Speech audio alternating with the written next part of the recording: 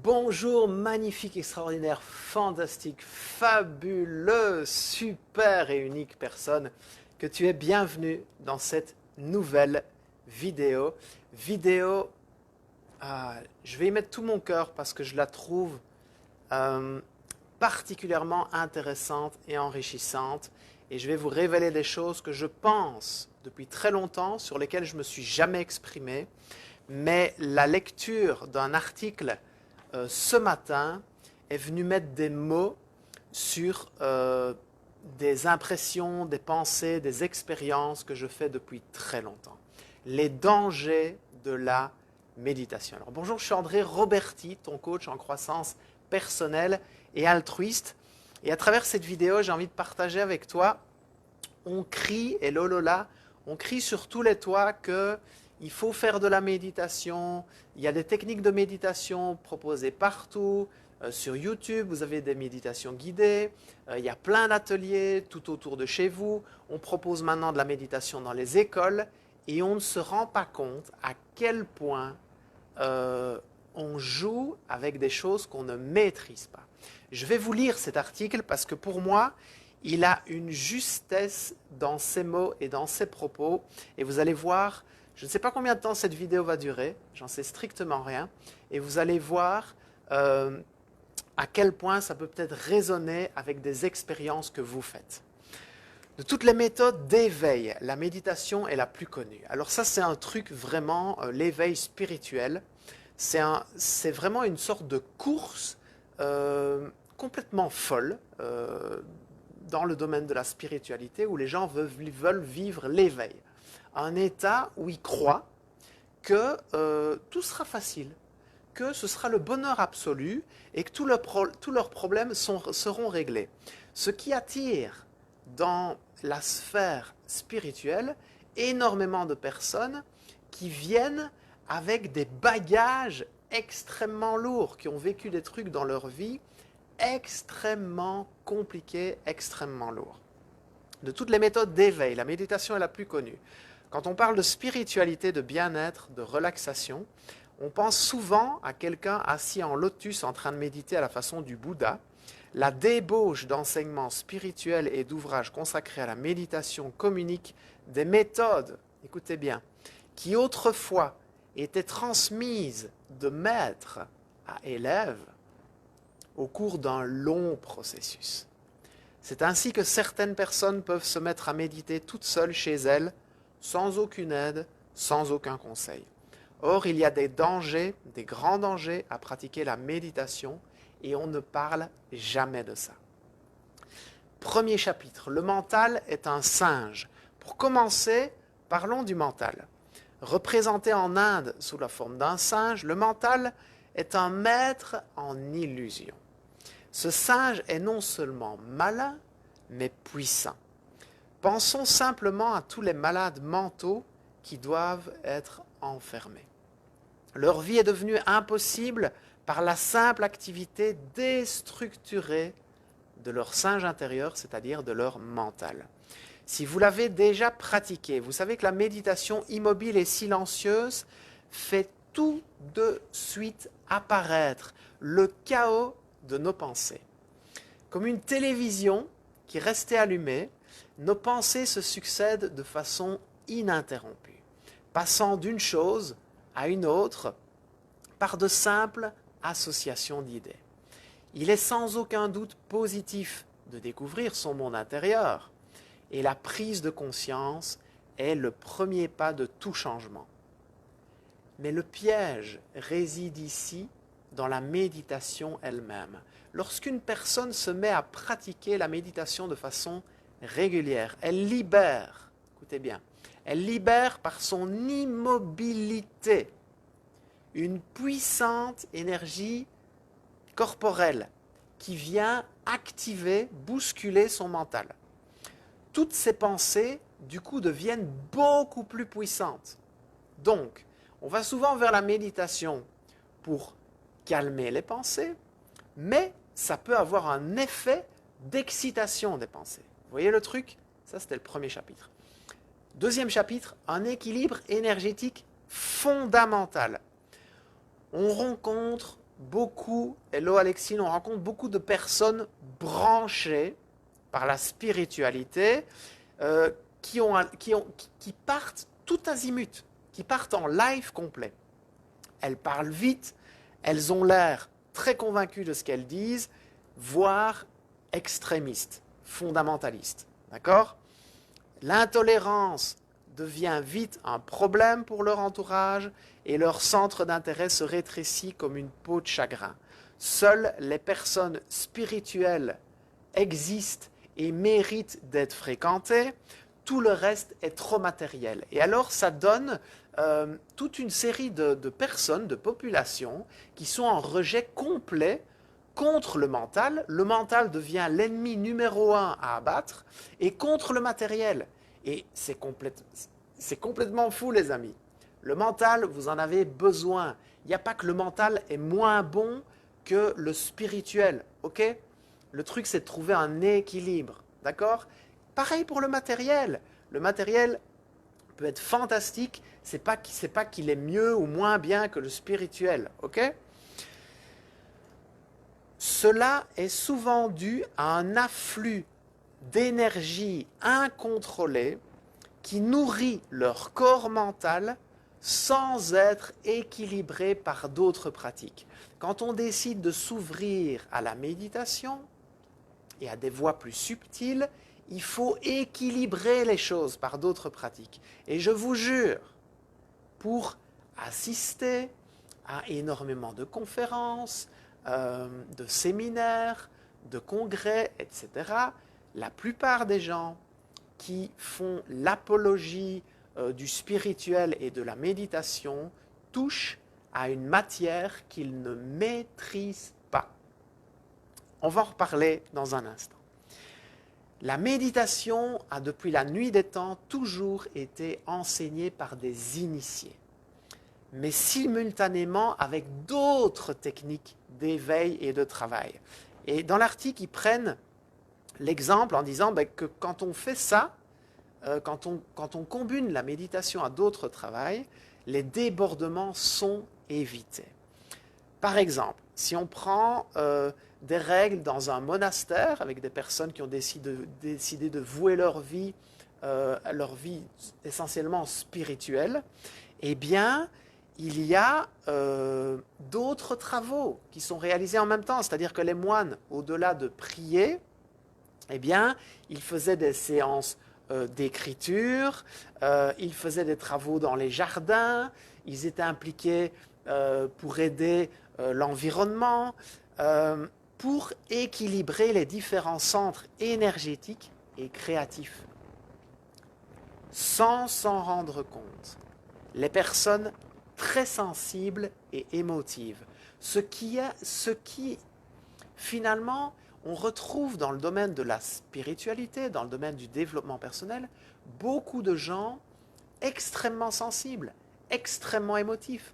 Et je le suis, qui ne s'y retrouvent pas dans la société actuelle, qui sentent qu'il y a comme une perte de sens, en fait, et qui ont envie de trouver autre chose, et qui vont à la rencontre d'eux-mêmes.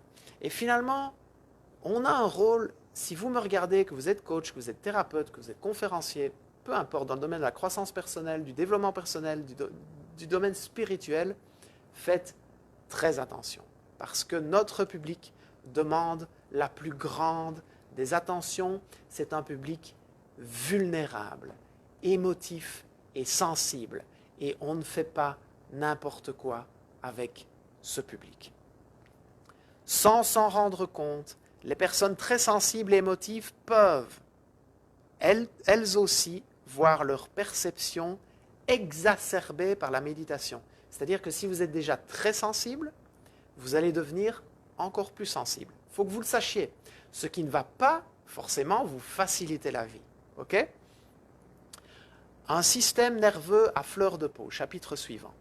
Nous voulons tous faire des expériences, avoir des perceptions extrasensorielles, voir les auras, nous dédoubler. Cette volonté est pourtant très fortement liée à l'ego. Si vous saviez le nombre de personnes que je peux entendre discuter sur le fait que le mental est mauvais, que l'ego c'est mauvais, les personnes qui parlent de ça sont pour la plupart des personnes qui ont un ego complètement exacerbé, complètement fou. Elle poussera donc les personnes sensitives à exacerber leur sensibilité. Cela commence par des impressions immédiates et faciles d'expansion, de puissants ressentis d'amour et de connexion.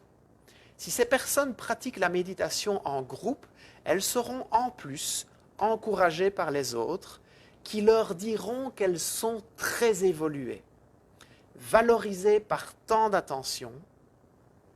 Les êtres sensibles chercheront à ouvrir toujours plus leur sensibilité durant la méditation. Les puissantes énergies corporelles libérées par l'immobilité de la méditation n'iront pas cette fois dans le mental.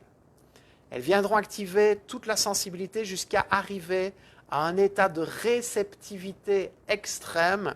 Le système nerveux tout entier sera alors à vif. Le moindre événement dans la vie quotidienne pourra faire s'effondrer des personnes hypersensibles. Les dégâts sont parfois irréversibles. Il n'est pas rare de voir des personnes trembloter ou bégayer suite à des années de pratiques spirituelles non maîtrisées. Il s'agit là des deux cas les plus courants de développement spirituel incontrôlé. Dans le premier, le mental reçoit un afflux d'énergie. Dans le second, c'est la sensibilité émotionnelle qui est exacerbée. Dans les deux cas, la pratique de la méditation n'est pas équilibrée par d'autres activités. Pourtant, ce ne sont pas là les seuls dangers qui guettent le méditant, bien au contraire. Donc, ce qu'on peut retenir de l'article jusqu'à présent, c'est que si vous décidez d'entrer dans une pratique méditative, dans une pratique plus spirituelle, vous devez, c'est une obligation, vous devez pratiquer d'autres choses qui mettent tout ce contexte en équilibre. Okay, vous allez activer des trucs extrêmement puissants. Okay, donc soyez vigilants par rapport à ça. Mais on va en reparler. La pollution des formes pensées. L'une des énergies les plus souvent rencontrées lors de la méditation est celle des formes pensées. Toutes les pensées émises par les humains sont comme autant de matière dégagée par le mental, stagnant autour d'eux. Donc il faut imaginer comme un nuage de pensées qui gravitent autour de vous en fonction de vos pensées quotidiennes. D'accord ? La lourdeur de notre civilisation actuelle fait de ces énergies de véritables glues mentales qui emplissent les villes. Lorsque l'on médite, notre mental et notre sensibilité s'ouvrent et peuvent être reliés à ces énergies de forme pensée. C'est là un danger qu'il faut souligner. Nous pouvons être alors habités par des pensées, des images, des sentiments, des envies qui ne viennent pas de nous, mais de toute la masse de formes pensées qui nous entourent. Imaginez des millions de personnes inconscientes qui pensent toute la journée et produisent des énergies éthériques tout autour d'elles. Ensemble, les humains modernes créent des mondes invisibles dont ils sont inconscients. Inutile de préciser que ces mondes ressemblent rarement à des parcs fleuris avec des personnes bien intentionnées et des choses magiques et magnifiques. Ok ? L'activité est créative et positive pour l'homme. Elle le protège de nombreuses influences subtiles. Donc, le message, les amis, c'est aller dans l'action. Et je vous jure, pour avoir fréquenté beaucoup de pratiques spirituelles, j'ai vécu moi-même des expériences complètement inexplicables, mystiques, très perturbantes, et je vous assure que il faut faire attention, vraiment. J'ai pas envie de... Ce live n'a pas pour but de vous faire peur, mais juste de vous faire prendre conscience que quand on commence à toucher à toutes ces matières, ça ouvre des choses qu'on ne maîtrise pas, et la plupart des gens qui l'enseignent ne le savent pas, ne le maîtrisent pas. Okay? Sonia, par rapport à l'article, écoute, l'endroit où je me trouve, il y avait ce magazine donc, qui s'appelle L'Initiation. D'accord? Voilà, le magazine. Et cet article a été écrit par Christiane Jaufour. Alors, j'ai essayé de retrouver sur Internet le site de ce magazine, mais je n'ai rien trouvé. Donc, j'ignore si ce magazine est toujours édité. D'accord? L'activité, donc passer à l'action, faire de la marche, du jardinage, faire des choses concrètes dans la matière, est positive pour l'homme. Elle le protège de nombreuses influences subtiles. Face à ces dernières, l'immobilité du corps, l'ouverture du mental et de la sensibilité par la méditation sont tout à fait déconseillées. Donc vous devez, c'est une obligation les amis, si vous êtes intéressé par toute la sphère spirituelle, par la méditation, etc., vous devez avoir des activités qui vous ancrent dans la matière. C'est une obligation. Je vous prends un exemple. J'ai déjà été à plusieurs reprises faire une semaine de méditation au village des Pruniers. D'accord ? Le village des Pruniers, c'est près de Bordeaux. C'est un endroit absolument magnifique, magique. Ce sont des moines bouddhistes zen. Ça a été créé par Thich Nhat Hanh. Et à chaque fois que je faisais ces pratiques, j'allais marcher tous les jours, et je dormais à même le sol dans une tente pour pouvoir me réancrer à la terre durant la nuit. D'accord ? Chapitre suivant, comme un oiseau hors de sa cage. Un autre processus intérieur dangereux peut se produire durant la méditation. L'émergence de nos différents cerveaux. Là encore, la solitude et le manque d'expérience des méditants modernes les rendent vulnérables. Ce piège est différent de celui du mental. En effet, nous possédons tous plusieurs cerveaux, dont un cerveau reptilien, un système limbique, un néo-mammalien, etc. Dans notre vie quotidienne, nous sommes habitués à un certain fonctionnement. Nous avons nos repères, nos habitudes, nos façons de penser. Alors bien sûr, nous cherchons tous à sortir des schémas de pensée et de programmation inconsciente qui nous conditionnent, qui nous emprisonnent. Mais vous savez sûrement qu'un oiseau sorti de sa cage a peu de chances de survie. Il en est de même pour notre cerveau. Ouvrir d'un coup la cage est dangereux. C'est une longue rééducation qui est à entreprendre avec patience, bienveillance et amour. En pratiquant la méditation sans guide, nous sommes exposés à de potentiels déraillages. Nous pouvons par exemple favoriser notre cerveau reptilien qui deviendra alors de plus en plus puissant énergétiquement. De nouvelles sensations, perceptions de la réalité peuvent nous paraître excitantes et libératrices. Dans notre inexpérience, nous nous féliciterons des rapides acquis et bienfaits de la méditation alors que nous serons en train de déstructurer notre système nerveux central. Chapitre suivant. Quand la méditation est magique. Mais il y a encore plus grave. En utilisant des connaissances réservées aux initiés. Vous vous rappelez, c'était le début de cette vidéo. La méditation est un processus d'initiation qui est transmis du maître à son élève durant un laps de temps très important. En utilisant des connaissances réservées aux initiés, de nombreux adeptes de techniques spirituelles jouent aux apprentis sorciers. Prenons un exemple simple et assez courant, la méditation de visualisation. Utilisant les méthodes décrites dans un livre, l'auteur prend l'exemple de quelqu'un qui s'appelle Stéphanie et qui s'applique à mettre tous les jours en place des énergies positives vers son mari, c'est-à-dire d'essayer de changer le comportement de l'autre. Pour ça, elle pratique la méditation, envoie toutes ces énergies mentales sur des images qu'elle souhaite voir se réaliser.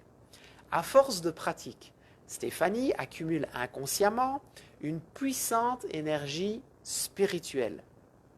Mais sait-elle pourquoi son mari agit comme il agit?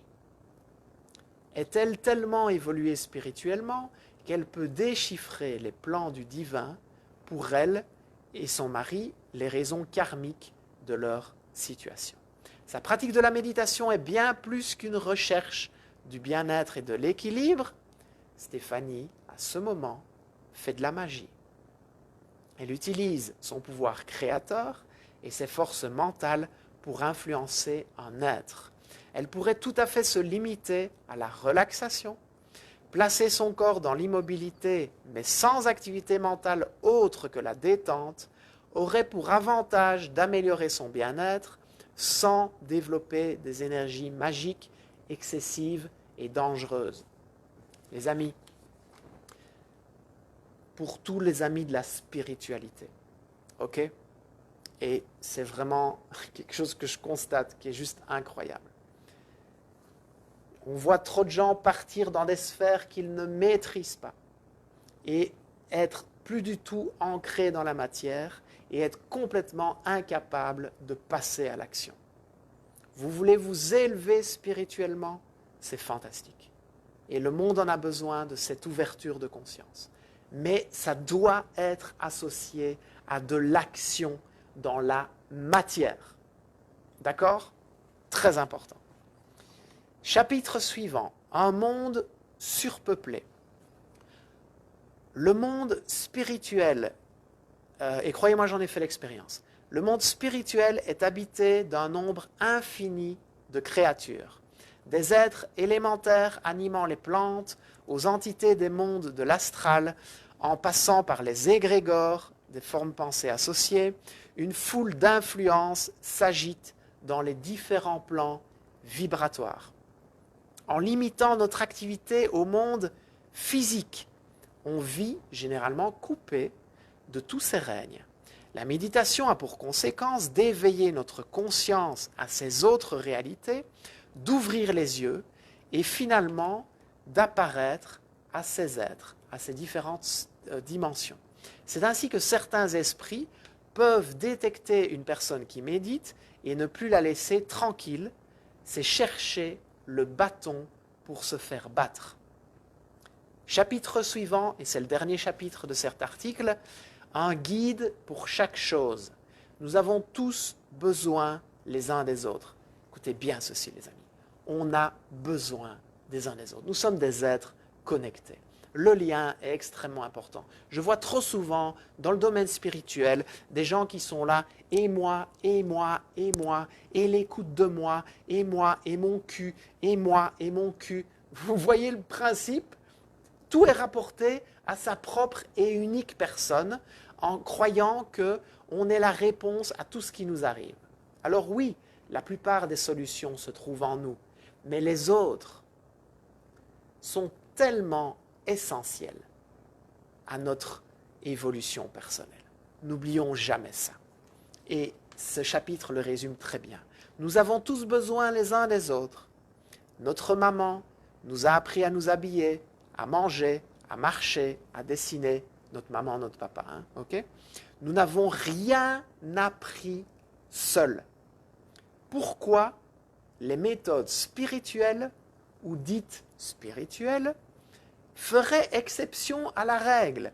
Oui, la méditation est une puissante méthode spirituelle qu'il faut pratiquer avec précaution et sous la guidance d'une personne expérimentée qui sait ce qu'elle fait. Et surtout, il ne faut jamais perdre de vue que nous sommes tous habités et animés par de puissantes énergies spirituelles. La méditation éveille et amplifie ces énergies. À nous de toujours maintenir un équilibre dans la répartition de ces énergies, en gardant les pieds sur terre et en menant plusieurs activités de front. Et ce n'est pas facile aujourd'hui. Christiane Jaufour, magazine, l'initiation. Christiane, merci. Alors, je ne sais pas qui tu es, Christiane. Si tu entends cette vidéo, manifeste-toi.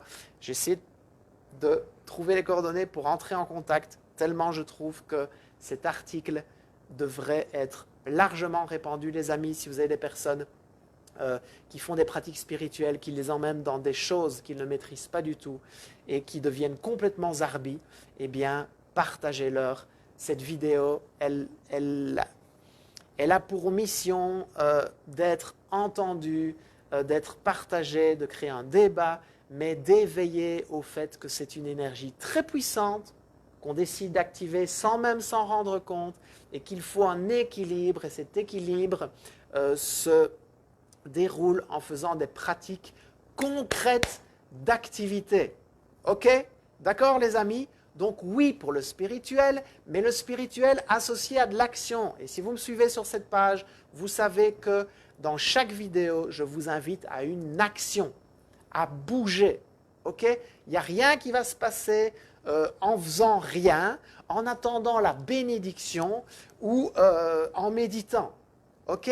C'est dans l'action, c'est dans le passage à l'acte que les choses se réalisent. Ok les amis, je vous embrasse, c'était le message du jour, c'était un peu long, je suis désolé, mais je trouvais que c'était tellement important. Tellement important. Likez cette vidéo si elle vous a touché quelque part, partagez-la, vraiment partagez le message, faites partie des personnes qui décident de briller, d'aller à la rencontre de la magnifique personne qu'elles sont, mais qui décident aussi d'éclairer les autres. On n'est pas juste là pour regarder notre cul et soigner nos blessures, etc., et d'avoir un regard toujours posé uniquement sur soi. On est des êtres de relation, on est là pour grandir et faire grandir les autres. Je vous embrasse. Si vous n'êtes pas encore inscrit à ma newsletter, je vous mets le lien maintenant, en direct.